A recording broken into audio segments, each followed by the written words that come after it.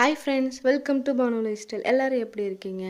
நம்ம சூப்பரான மரவள்ளி சிப்ஸ் நம்ம வீட்டிலையே ட்ரை பண்ணி பார்க்கலாமா? நான் ஒரே ஒரு பெரிய மரவள்ளியை எடுத்து வச்சுருக்கேன். இந்த மாதிரி சீவுறதில் நம்ம அழகாக சீவி வச்சதுக்கப்புறமா எடுத்து ஒவ்வொன்றா போட்டுக்கலாம். நேந்திர சிப்ஸு எண்ணெயிலேயே சீவி போட்டுக்கலாம். இது நம்ம தட்டில் போட்டு சீவி வச்சதுக்கப்புறம் ஒவ்வொன்றா போட்டால் போதும்.